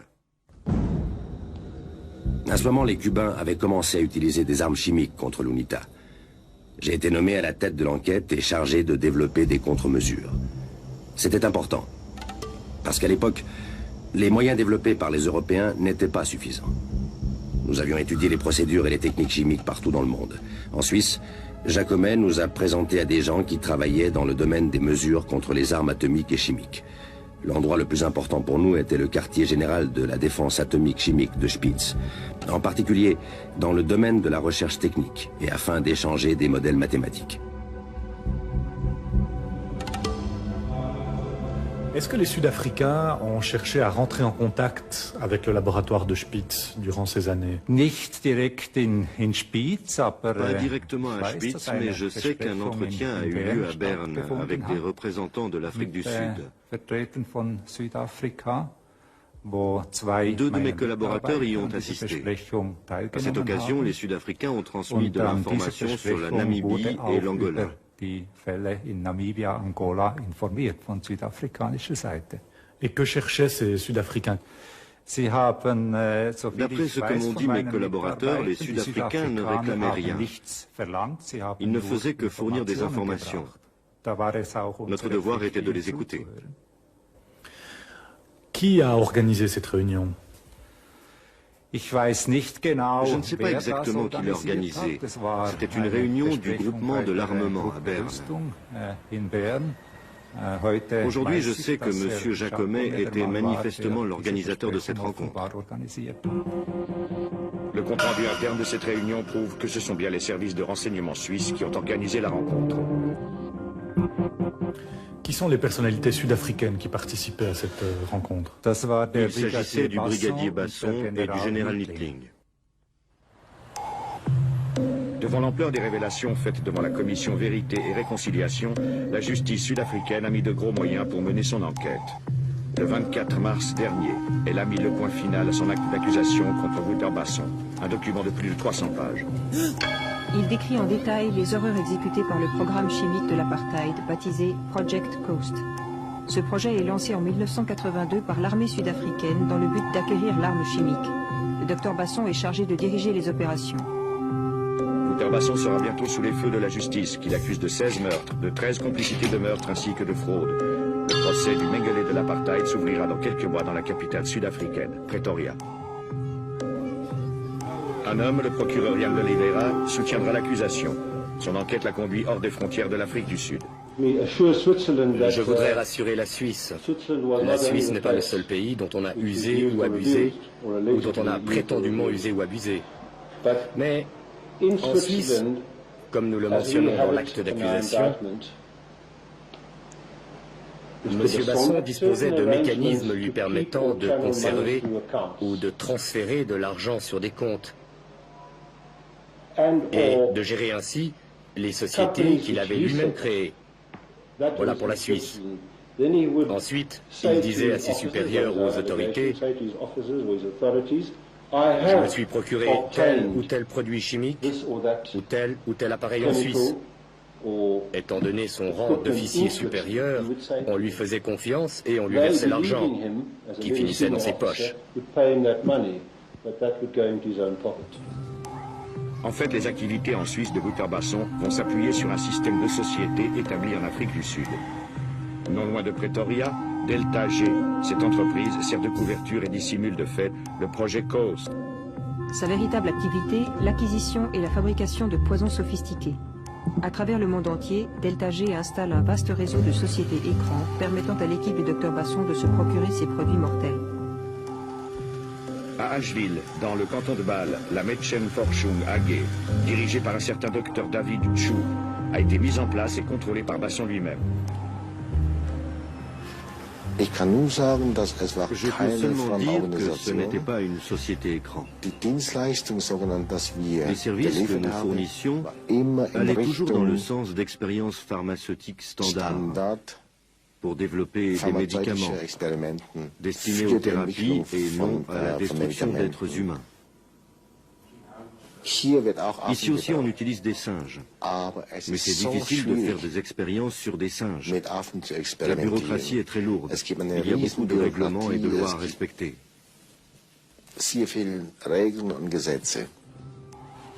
L'acte d'accusation cite pourtant à plus de 20 reprises les opérations menées par le docteur David Chu. Bien entendu, à l'époque, nous ne savions rien de ce programme. Nous ne savions pas que le docteur Basson était impliqué dans quoi que ce soit. Ce n'est que rétrospectivement qu'on se dit mon Dieu.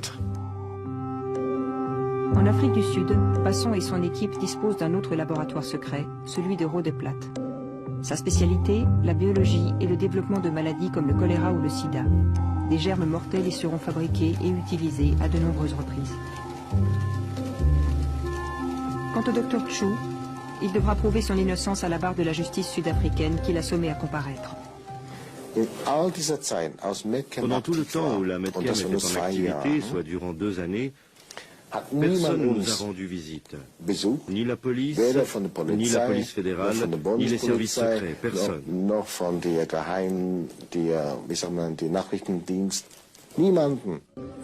Wouter Basson poursuit sa route en Suisse où il continue à tisser méticuleusement sa toile. Grâce à Jürg Jacomet, il visite les entreprises les plus prestigieuses du pays.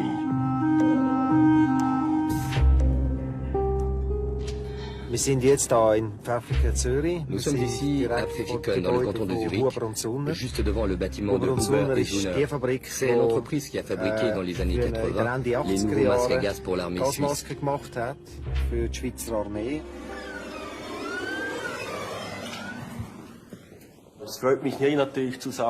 Je suis heureux de dire que nous commercialisons un des meilleurs masques à gaz du monde. Les gens d'Afrique du Sud avec lesquels nous avons eu des contacts en 1988 sont venus nous trouver et nous avons conclu un contrat portant sur la livraison de masques de protection.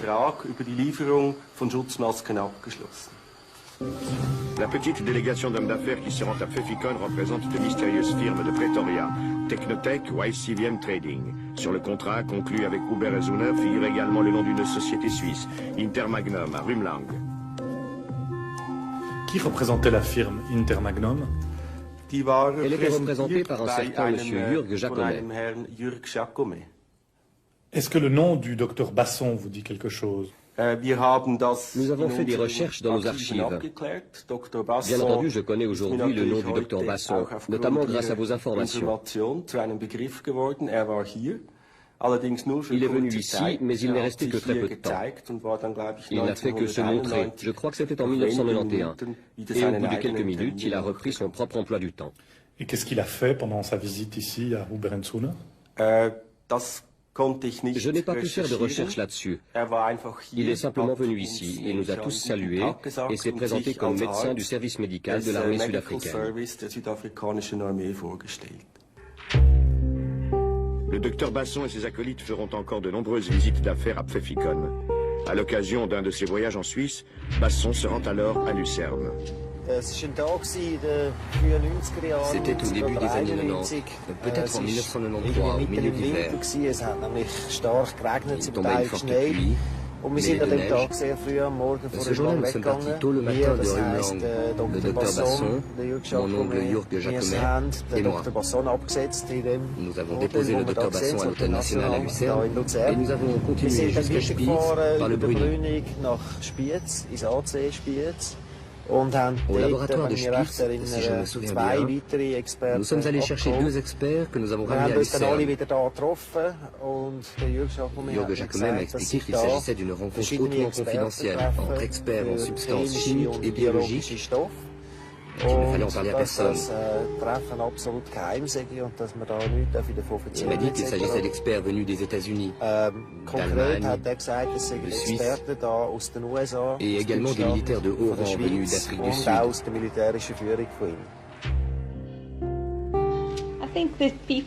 Je crois que les gens qui gravitent dans ce genre de milieu ont besoin les uns des autres.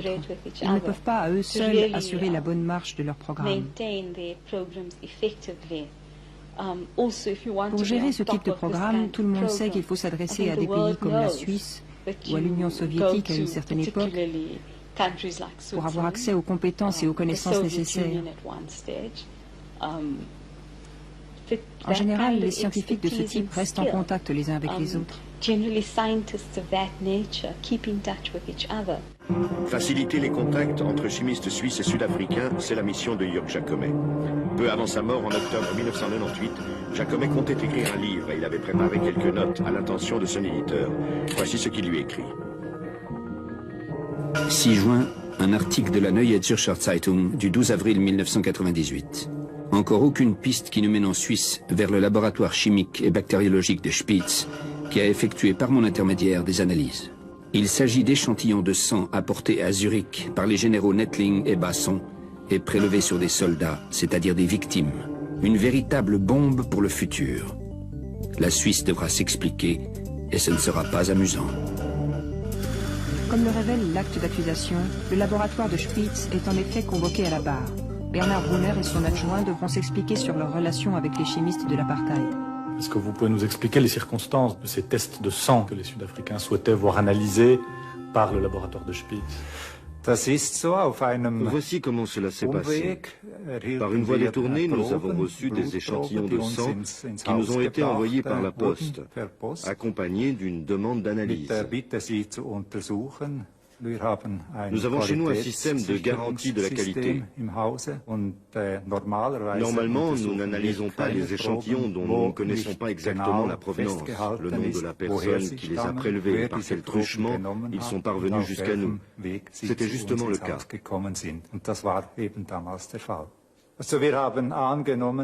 Nous avons supposé que ces échantillons sanguins provenaient de victimes de substances chimiques de combat. Les Sud-Africains espéraient sans doute que par le biais de ces analyses, nous pourrions tirer des conclusions sur la nature des armes chimiques utilisées.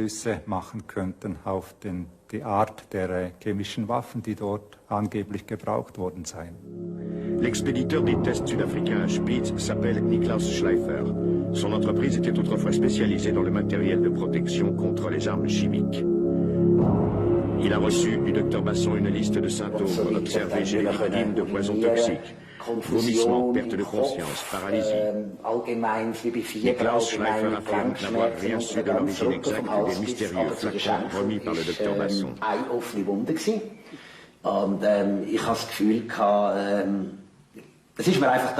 Non, très honnêtement, je n'ai jamais rien soupçonné. J'ai eu le sentiment, enfin à l'époque l'idée ne m'est simplement pas venue.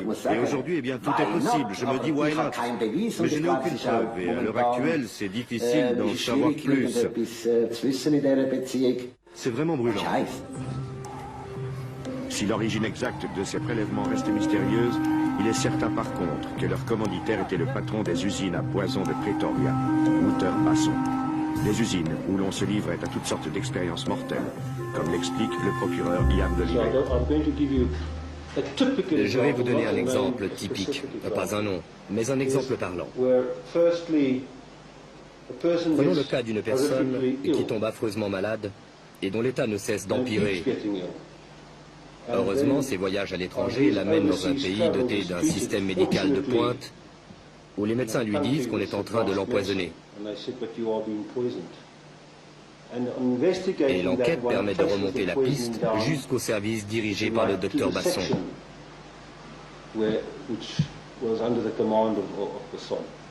Parfois, la personne meurt effectivement, et ce n'est alors plus une tentative de meurtre, mais un meurtre par empoisonnement. C'est le genre d'affaires dont nous nous occupons, et c'est très grave.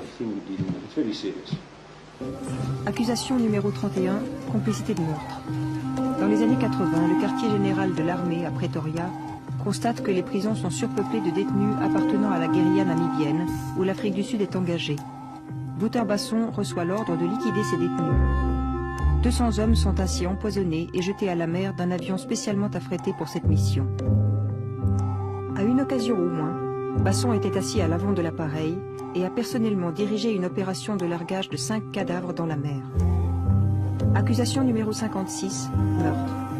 Un nageur mozambicain, devenu un risque pour la sécurité, a été menotté et mis sous narcotique.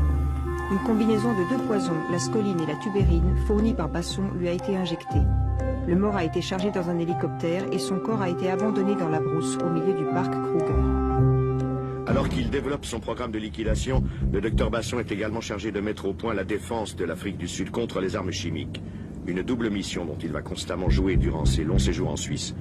Ses interlocuteurs, comme la société Huber et Zuner, n'y verront que du feu. Jacomet nous a également présenté à l'entreprise Huber et Zuner. Cette entreprise fabrique des masques à gaz pour l'armée suisse. J'ai été le responsable des négociations avec Huber et Zuner qui ont sans doute eu lieu entre 1987 et 1988. Le but de nos discussions était d'obtenir le transfert de la technologie suisse vers l'Afrique du Sud afin d'y produire ces masques. Nous avons vendu environ 40 000 masques de protection de 3 grandeurs différentes qui correspondent au même modèle que nous avons vendu plus tard à l'armée suisse. Mais au total, entre la vente de la licence et la vente des masques à gaz et des pièces, c'est une affaire qui portait sur à peu près combien de francs suisses? Environ 8 millions de francs suisses. Nous n'avions aucune raison de penser que... D'ailleurs, mes recherches ici le confirment. On supposait que nos produits seraient utilisés pour la protection des personnes.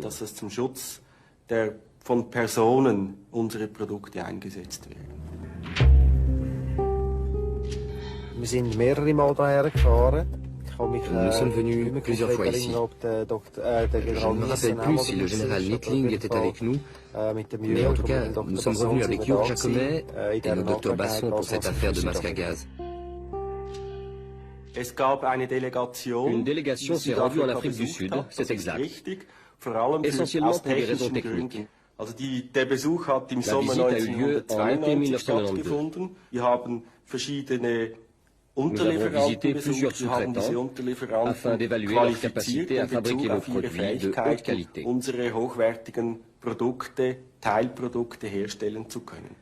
Parmi les scientifiques sud-africains rencontrés par les employés d'Huber et Zuner, le docteur Jan Lourens, un proche collaborateur de Basson. Il figure également dans l'acte d'accusation. Accusation numéro 54, complicité de meurtre. Le docteur Lourens est chargé par le docteur Basson de développer une panoplie d'armes capables d'administrer des poisons. Lettres piégées, bagues, parapluies, tournevis. Ces appareils ont été testés sur des animaux. Des agents ont été envoyés à Londres pour assassiner 2 membres de l'ANC, aujourd'hui ministres du gouvernement. L'opération a échoué. Le programme secret du docteur Basson sera interrompu juste avant l'élection de Nelson Mandela à la présidence sud-africaine en 1994. Pour Huber et Zuner, les affaires avec l'Afrique du Sud s'arrêtent également à cette date. Des affaires qui ont constamment reçu le feu vert des autorités fédérales. Je pense que dans ce genre de situation, nous sommes tenus de nous fonder sur l'évaluation politique des autorités suisses. C'est précisément ce que nous avons fait en obtenant ces licences d'exportation, en recueillant ces informations et en faisant simplement confiance à l'évaluation des instances officielles en Suisse. Rien ne s'oppose, il est vrai, à ce que la Suisse vende des masques à gaz à l'Afrique du Sud. Jusqu'en 1992, la Confédération ne considère pas ce type d'équipement comme du matériel militaire et n'exige aucune licence d'exportation. Mais surtout, Berne n'applique pas les sanctions économiques contre l'Afrique du Sud et ses ressortissants. Pendant plus de 10 ans, cela permettra au docteur Basson d'aller et venir librement en Suisse et d'y mener ses affaires sans être inquiété. Grâce à Jürg Jacomet, il pourra même continuer son périple jusqu'au cœur de l'appareil fédéral. Monsieur Jacomet, malheureusement, très souvent se présentait comme représentant des services de renseignement suisses. Dans une première phase, service de renseignement des forces aériennes, et dans les années 90, comme je vous l'ai dit avant, il prétendait toujours être mon représentant à l'étranger. Et là, je dois dire très clairement, ce n'est pas le cas. Monsieur Jacomet a abusé de sa fonction d'officier de milice et de camarade de service de celui qui vous parle. Est-ce que M. Jacomet vous a fourni de l'information en ce qui concerne l'Afrique du Sud? Il ne m'a pas fourni de l'information sur l'Afrique du Sud. Je me répète, il nous avait informés sur des thèmes qui intéressaient le service de renseignement, surtout des forces aériennes dans les années 80. Est-ce qu'il a alors facilité des contacts avec des personnalités sud-africaines? C'est un thème que je ne peux pas traiter devant la caméra de télévision. C'est une question justifiée et c'est une question à laquelle j'ai répondu devant la délégation de la commission de gestion du Parlement. Chargée par le Parlement du contrôle des services de renseignement, cette commission a en effet ouvert une enquête sur l'implication des militaires suisses dans l'affaire Basson. Son rapport est attendu pour le mois de juin. Manifestement, la rumeur dans laquelle on est engagé maintenant. Quelques informations, nous en avons eu quelques-unes, mais lénifiantes ne suffisent plus. Je vais dire à mes collègues que j'ai l'impression que nous devons faire une enquête approfondie pour savoir très exactement ce qui s'est passé et puis pour tirer un certain nombre de leçons. L'impression qu'il y a eu là des fréquentations bizarres. Vous pouvez être un peu plus précis? Non, pas pour le moment. Jörg Jacomet parviendra en effet à introduire les chimistes de l'apartheid au cœur de la Confédération sous la coupole fédérale. Wouter Basson et le général Lothar Nittling seront reçus par Peter Regli lui-même dans son bureau. Le divisionnaire nous a confirmé par écrit cette rencontre. Il s'agissait là clairement d'une visite de courtoisie dans mon bureau de la durée d'environ une bonne demi-heure. Il n'y a pas eu d'autres entretiens de ce genre avec M. Basson ici. Nous avons également discuté avec un procureur en Afrique du Sud, qui est le procureur Anton Ackerman, qui est chargé de l'enquête sur M. Basson. Lors de sa demande de libération sous caution, M. Basson a dit qu'il avait eu des entretiens en profondeur avec vous en Afrique du Sud. Est-ce que vous souhaitez vous exprimer là-dessus? Non, je ne vais pas m'exprimer là-dessus, de nouveau, parce qu'il s'agit d'un contact avec l'étranger, mais je prends volontiers note de cette question. Et si vous êtes d'accord, je la présenterai à la délégation de la commission de gestion. Décédé en octobre 1998, Jörg Jacomet n'est plus là pour s'expliquer. Son neveu André souhaite défendre sa mémoire. Ce n'est pas la première fois, mais en mars 1999, Peter Regli essaie encore de discréditer Jörg Jacomet. Il y a pas mal de monde qui essaie de le scier, de le faire passer à la trappe, et cela réussit assez bien. Beaucoup de personnes, et pas seulement en Suisse, sont bien contentes que mon oncle ne soit plus en vie.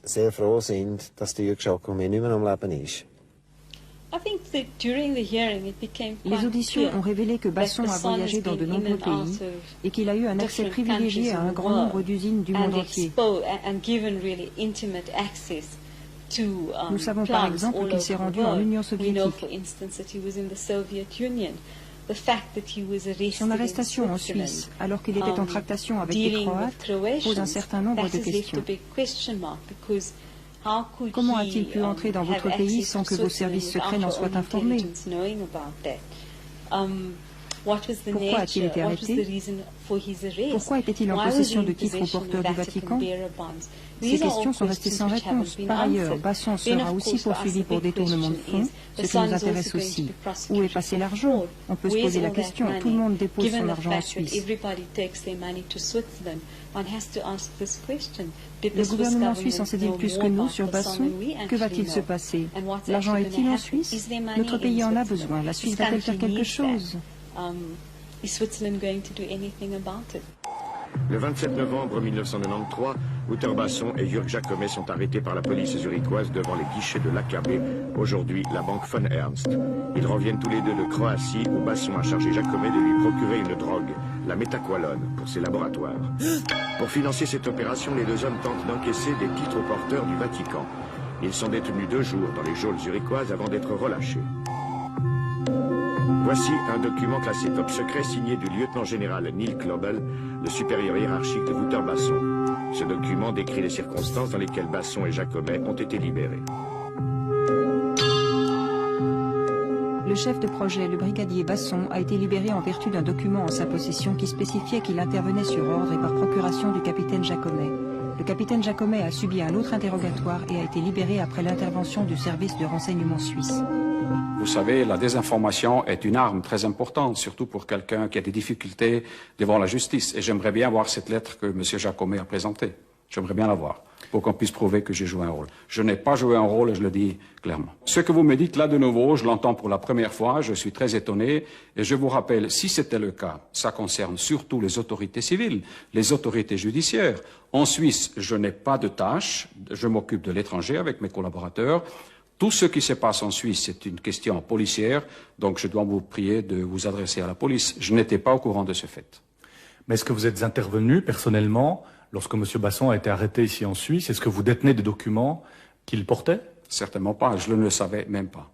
Je l'ai appris après par les chemins de la justice suisse. Monsieur Basson rencontre un groupe de Croates. Le général Knobel a témoigné devant la commission Vérité et Réconciliation. De l'énergie. Il confirme que Wouter Basson était en mission officielle pour le projet Coast lors de son arrestation à Zurich. Et des forces spéciales. Oui. Il y a ensuite un accord pour acheter 500 kilos de méthaqualone. C'est exact. La drogue achetée en Croatie devait être selon testée les dans un conditions laboratoire suivantes. en Suisse. Si sa qualité était Un jugée échantillon de la satisfaisante, substance sera une remis au somme de chef du 2 projet, 500 le 000 Dr $ Basson, devait être versée et les sur un contenants compte à la seront banque scellés. Indo-Suez à Genève. Le Dr Basson effectuera un test de ce produit en Suisse. Si le test lui convient, il paiera la somme de 4 600 $ par kilogramme et il organisera ensuite le transport, soit par Basson air depuis portait avec lui Zagreb, des documents et soit par probablement route des via disquettes l'Autriche et la informatiques Slovaquie. relatifs à son projet. Tout cela est donc La commission effectué demande par alors le au général brigadier Knobel Basson. d'où il tient ces Vous n'avez informations. pas de source autre que ce que vous a dit le brigadier Basson. C'est exact. Cela peut être de l'invention, cela peut être de la réalité. Vous voulez que je fasse de la spéculation? Non. Je vous demande si vous avez une source indépendante qui confirme ce que vous dites. Non.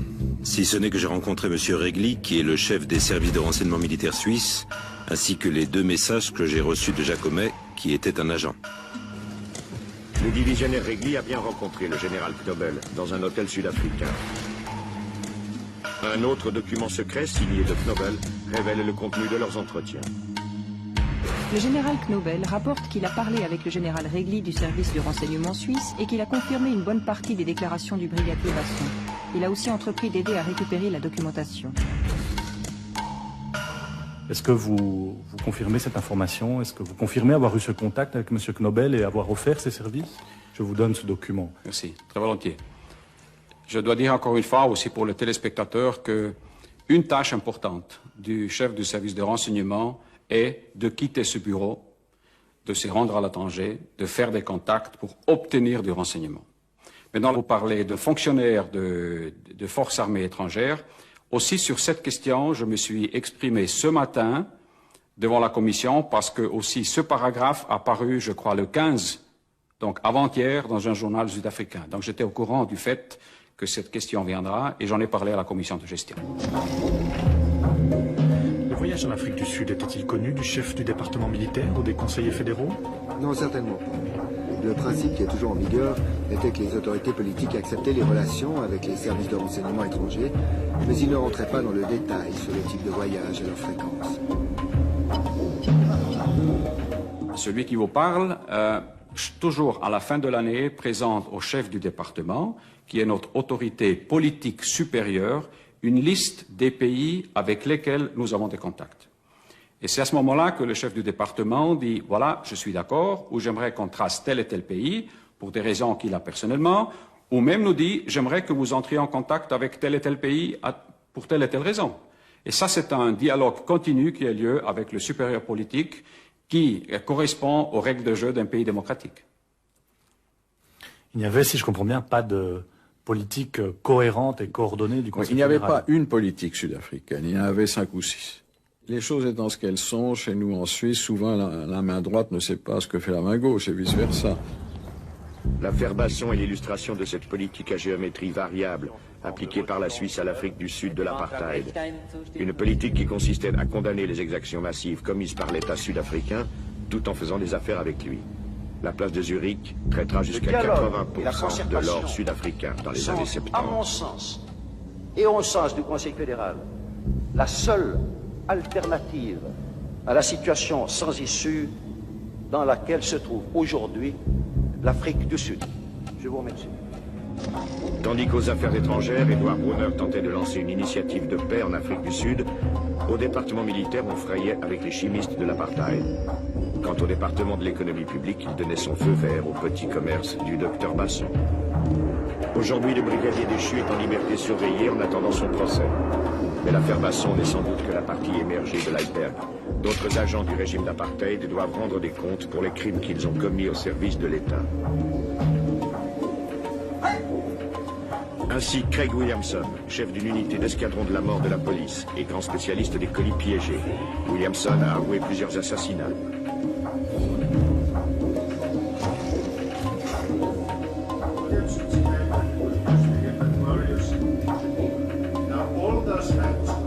ex-policier a infiltré durant 2 ans une université à Genève au début des années 80 avant d'être démasqué et de rentrer tranquillement en Afrique du Sud.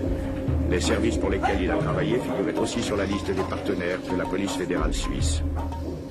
Williamson a demandé l'amnistie pour ses forfaits, une faveur que la commission Vérité et Réconciliation peut accorder. Un homme s'oppose à l'amnistie de Craig Williamson au nom des familles de ses victimes. Avocat de Nelson Mandela, Georges Bizos a déjà obtenu que les assassins de l'opposant au régime, Steve Biko, battu à mort dans sa cellule en 1977, ne soient pas libérés. Rappelons-nous que le cours de l'or était très haut à l'époque, à près de 500 $ l'once. Imaginez que la Suisse ait dit « c'est nous qui traitons vos lingots d'or. Et si vous ne changez pas votre politique vers plus d'égalité et de démocratie, nous arrêtons. »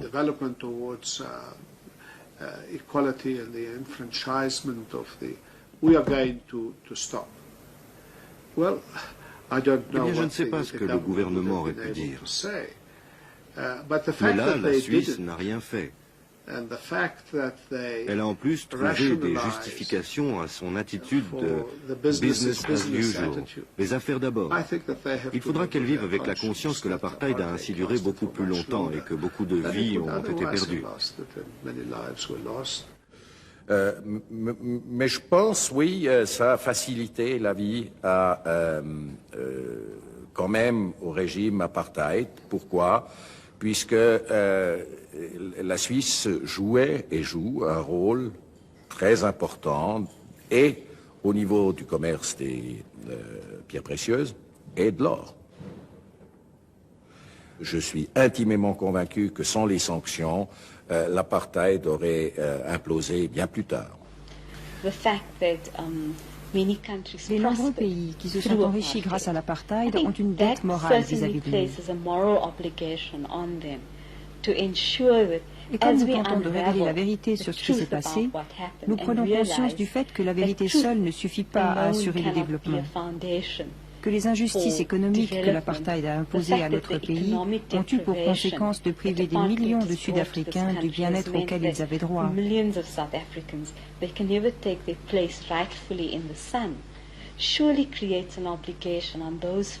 C'est pour cela que les puissances étrangères qui ont profité de l'apartheid ont l'obligation morale de faire plus qu'un geste de bonne volonté. Elles doivent contribuer activement à la renaissance économique de l'Afrique du Sud. Et je dois dire que votre pays est sans doute plus directement concerné que la plupart des autres pays d'Europe.